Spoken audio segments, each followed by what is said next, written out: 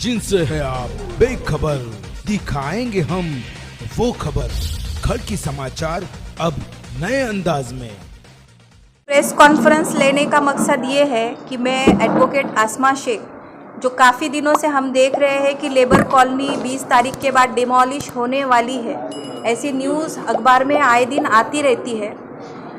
Labour colony विश्वास नगर के लोग हाई कोर्ट में ये याचिका हार चुके थे और उसके बाद हमने ये लोग मेरे पास आए तो हमने SLP number 4754/2012 Wajid Ali versus state of Maharashtra, ये हमने सुप्रीम कोर्ट में दाखिल किया, जिसका हेयरिंग 16 मार्च को लगा था, जिसके अंदर सुप्रीम कोर्ट ने लेबर कॉलोनी वासियों को 30 अप्रैल तक एक्सटेंशन पीरियड दिया है।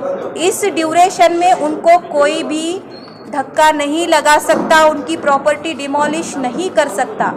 लेकिन मैं मीडिया के सामने अभी तक इसलिए नहीं आई थी कि 16 तारीख के बाद 17 से लेकर 20 मार्च तक होली की छुट्टियां थी, हॉलीडेज थे, तो ऑर्डर की कॉपी हमारे पास नहीं आई है।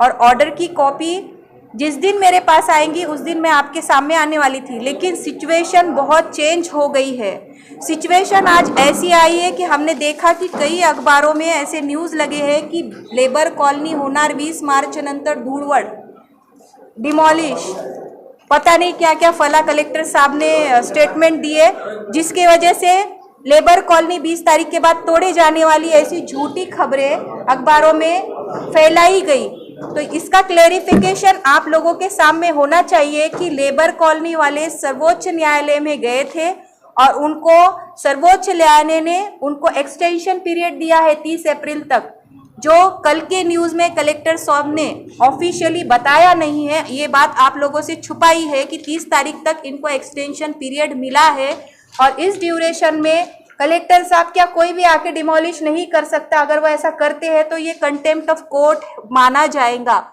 कॉपी हमारे पास भी नहीं, आज उनके पास भी नहीं, फिर वो ऑफिशियली स्टेटमेंट कैसे दे सकते हैं?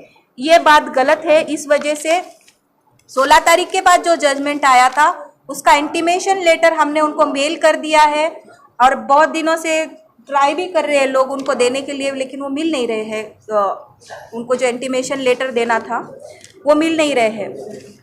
ये बात एक है। और दूसरी बात ये है कि पेपर में आ रहा है कि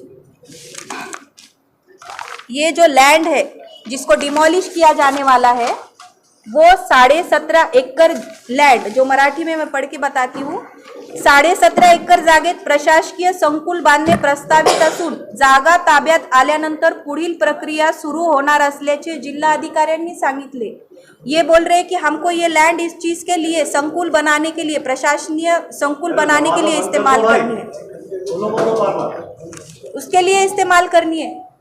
जबकि सिविल कोर्ट का, सीनियर डिवीजन कोर्ट का जजमेंट है कि ये लैंड सरकार की नहीं है। RCS नंबर 350/2000 जो 10/9/2004 को ये जजमेंट लगा गया है कि ये प्रॉपर्टी नवाब मोहम्मद यूसुफुद्दीन खान की प्रॉपर्टी है और आज इसमें और भी निजाम के जो वंशज है वो भी इस प्रॉपर्टी को क्लेम कर रहे हैं। स्टेट गवर्नमेंट का इसमें कोई भी राइट नहीं है और इस जजमेंट के हिसाब से बताया गया है, जो सूट डिक्री हुआ है, कोर्ट का ऑर्डर लगा है जिसमें आज कंटेम्प्ट पिटीशन हाई कोर्ट में पेंडिंग है। इस जजमेंट में लिखा है कि defendant are hereby restrained from changing the nature of property.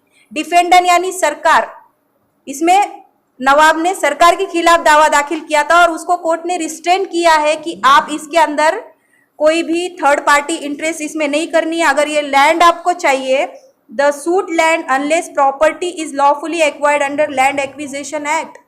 Land acquisition act के अंदर में ये जमीन एक्वायर ही नहीं की गई है अभी तक सरकार की तरफ से, फिर सरकार को इस जमीन पे कोई भी प्रोजेक्ट डालने का क्या अधिकार है?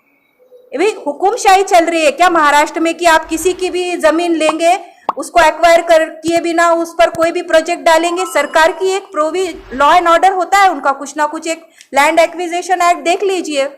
उनके पास नहीं है तो मैं उनको कॉपी प्रोवाइड करती हूँ वो बेयर एक्ट की, कि लैंड एक्विजिशन एक्ट होता है, उसके अंदर में एक प्रक्रिया होती है कानूनी, आपको अवार्ड पास करना पड़ता है, जिसकी प्रॉपर्टी आप ले रहे हो उसको कंपनसेशन देना पड़ता है। यहाँ पे तो ऐसा कुछ भी नहीं हुआ है। फिर ये डिमोलिशन कर रहे हैं, प्रॉपर्टी एक्वायर कर रहे हैं, प्रोजेक्ट डाल रहे हैं। चल क्या रहा है ऑलरेडी मैटर ये क्या मतलब आप लोग क्या साबित करना चाहते हो कि आपके पास आज सत्ता है तो आप कुछ भी कर सकते हो, किसी की भी प्रॉपर्टी ले सकते हो। इतने बड़े लोगों को आप सड़क पे ला रहे हो, इनके बारे में आप लोगों ने क्या सोचा है? क्या पुनर्वसन के बारे में इनके बारे में सोचा है? आपने कुछ सोचा है? घर देने की बात की है लेकिन रिटर्न में दिया है क्या कुछ भी? आज 20 तारीख को गिराने की बात कर रहे हैं, कहाँ जाएंगे ये लोग? अपने बच्चों को लेके कहाँ जाएंगे?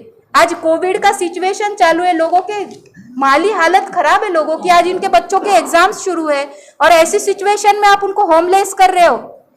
आसमा शेख जब तक है इन लोगों को कोई भी धक्का नहीं लगा सकता है। सिर्फ एडवोकेट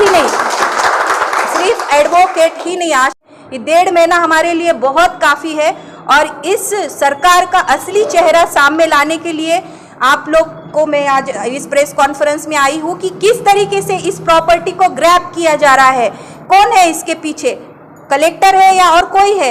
ये बात की तहकीक होनी चाहिए कि विदाउट लैंड एक्विजिशन के आप ये लैंड कैसे ले सकते हो। ये इसके सामने कंफ्यूजन फैला रहे कि ये प्रॉपर्टी को कंस्ट्रक्शन हमने किया है।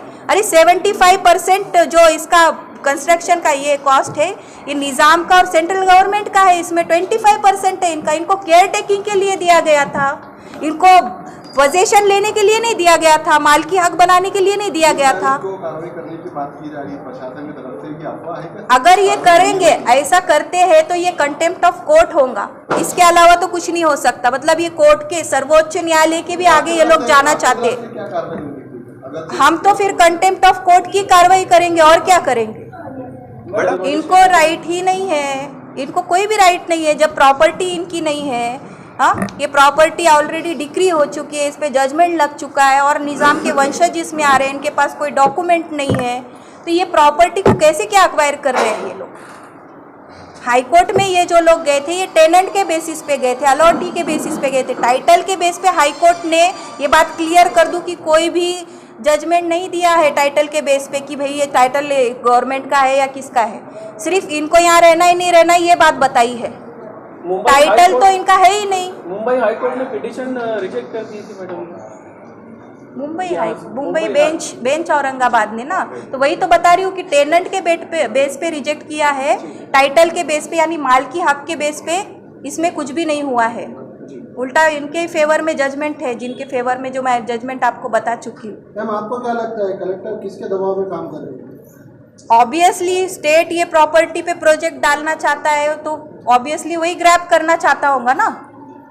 प्रोजेक्ट कौन डाल रहा है, कलेक्टर किसके अंडर में काम कर रहे हैं, वही है। और कौन कौन है ये अभी ये तो आप लोग पता करो कौन कौन है इसके पीछे, ये साजिश के पीछे। हो सकते नहीं हो है होंगे इसके अंदर, अब कौन हो सकते वो नहीं बता सकती मैं, लेकिन इसके अंदर राजकीय इन्वॉल्वमेंट है। काला है तो वो काला कुछ काला इसलिए है कि सुप्रीम कोर्ट में ये लोग, इनका कैविट पिटीशन दाखिल था स्टेट का, तो इनको नॉलेज था कि सुप्रीम कोर्ट में हम गए हैं, इनके एडवोकेट हेयरिंग के टाइम में प्रेजेंट थे, तो वहाँ पे क्या हुआ क्या नहीं है उनको अच्छे से पता है।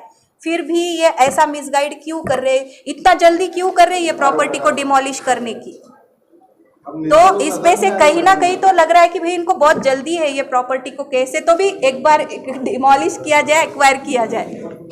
अभी जैसा कि मैडम ने बताया कि 30 अप्रैल तक सुप्रीम कोर्ट ने जो है तो हमें एक्सटेंशन दिया है और बस्ती वालों की दुआएं जो है तो कहीं ना कहीं भगवान तक, खुदा तक पहुंची है और खुदा ने जो है तो इनकी फरियाद को सुना है।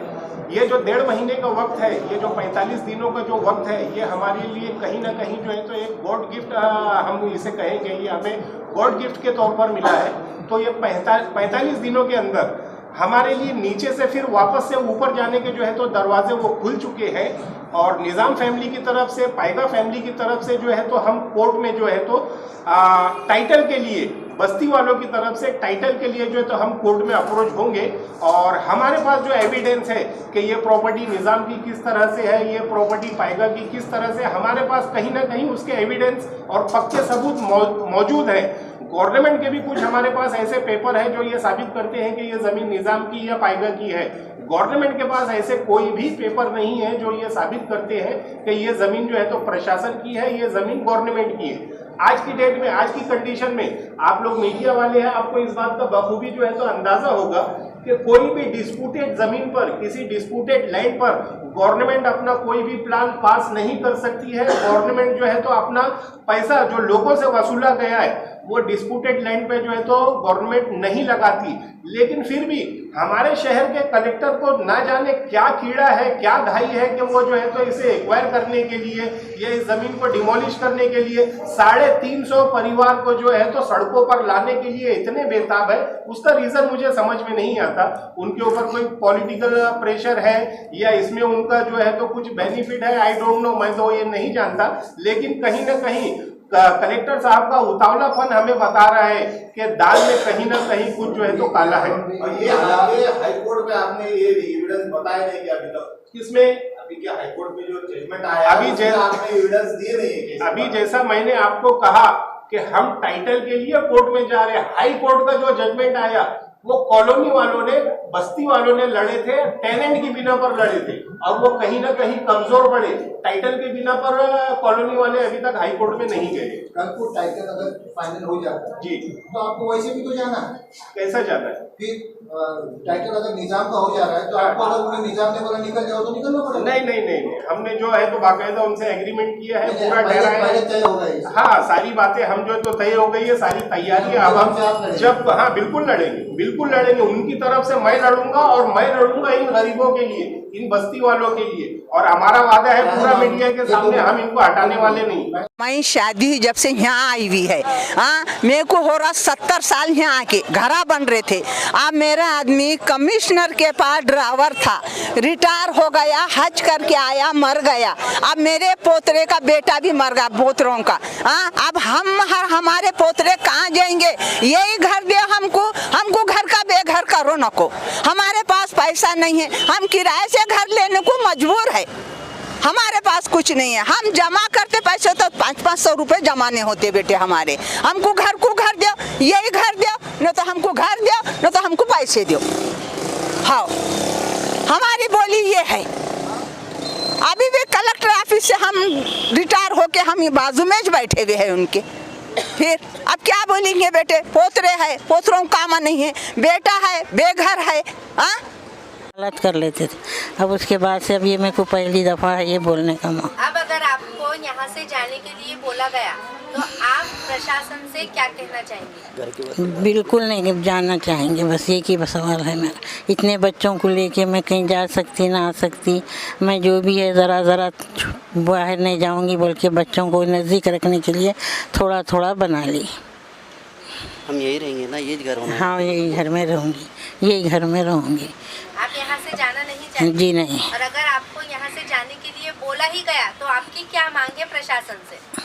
मेरी मांग तो सर, मेरा नाम मीर मुजफ्फर अली है, मेरे पिताजी का नाम मीर सलाबत अली है, मेरे दादा का नाम मीर रहमत अली है। हम लोग जो आए थे हैदराबाद निज़ाम गवर्नमेंट से, फादर को मेरे ये अलर्ट हुआ था। मेरे फादर 12 तालुके घूमने के बाद यहाँ कलेक्टर ऑफिस में आए।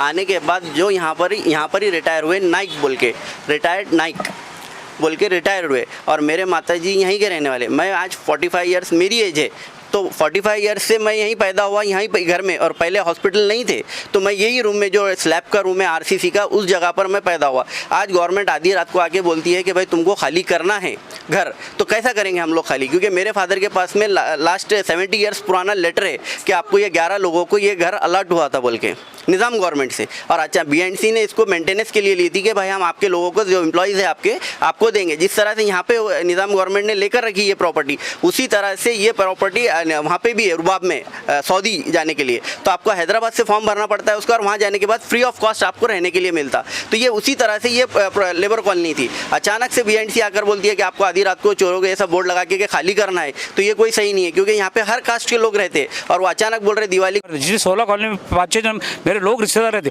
वो ऐसी आज हालत में रहे, तो वो गिरने को नहीं आ रहे क्या? गिरने का बहाना है। 15 कॉलोनियों से भेदभाव नहीं और औरंगाबाद की इसी कॉलोनी से भेदभाव। बहुत बोले थे क्यों? तो कुत्ते मांडो होंगे, उनको कुछ समझ में नहीं आ रहा ना क्या भेदभाव है।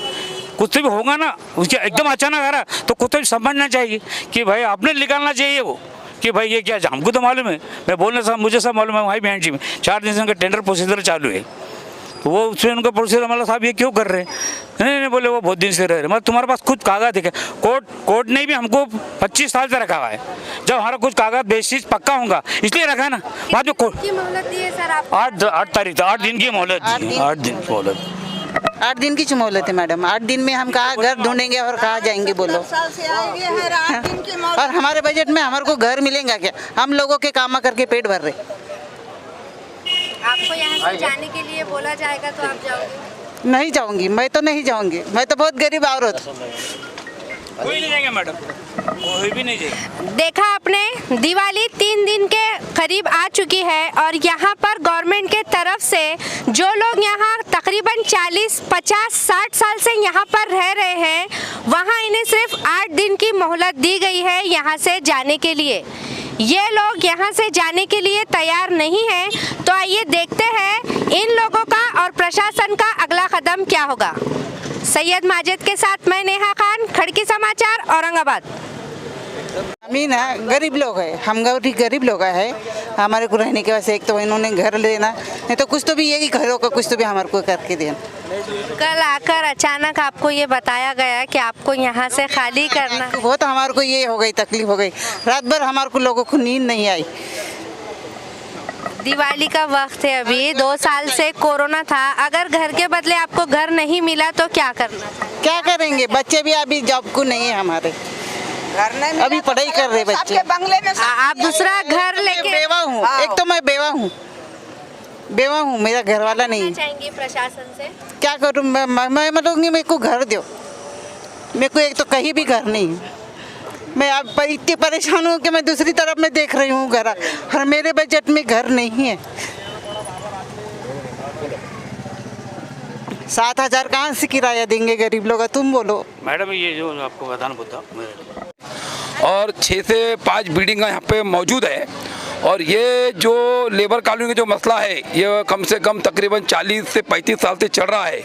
ये लोगों ने कोई अचानक यहाँ पे ताबा नहीं किया आके, ये गवर्नमेंट से इनको अलॉट हुआ था। इनके जो यहाँ पे जो लोग रहते हैं, इनके दादा परदादा ने सर्विस किया, और कुछ लोग भी आज भी यहाँ सर्विस करते हैं। तो हमारा ऐसा बोलना है सरकार को कि भाई इनको अचानक दिवाली के मौके पर रात में आधी रात को नोटिस लगाएगी कि आपको 8 दिन में घर खाली करना है, इसको हम तोड़ने वाले हैं। तो इसलिए यहाँ पे बहुत दहशत का मामला हुआ है। लोग परेशान हैं, जैसे बहुत से लोगों की उम्र किसकी 70 की है, किसकी 60 की है। तो मैं यहाँ पे अभी आया हूँ, लोगों से हमने सवेरे से पूरी जानकारी ली है और पूरे प्रेस की टीम यहाँ पे मौजूद है। मैं प्रशासन को ये बोलना चाहता हूँ कि आप जो है, जो यहाँ के जो रहवासी है, मूल रहवासी है, इनको आपने जगह देना चाहिए, नहीं तो पर्याय जगह देना चाहिए, यहाँ इनको बना के देना चाहिए।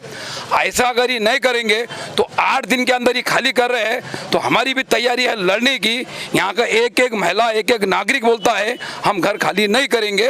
हमारी प्रशासन से यही रिक्वेस्ट है, कलेक्टर साहब से, मनपा के आयुक्त से, पुलिस कमिश्नर साहब से, यहाँ के लोगों को बुलाना चाहिए, इनसे चर्चा करना चाहिए। जो भी मसला होगा इसको हमको मान्य रहेगा। अगर ये दादागिरी की बात करेंगे, खाली करने की बात करेंगे, तो देखेंगे 8 दिन में क्या होगा। हम भी मुकाबला करने के लिए तैयार है। हमको न्याय चाहिए, इस बस्ती वालों को न्याय चाहिए, बस हमारा इतना ही बोलना है।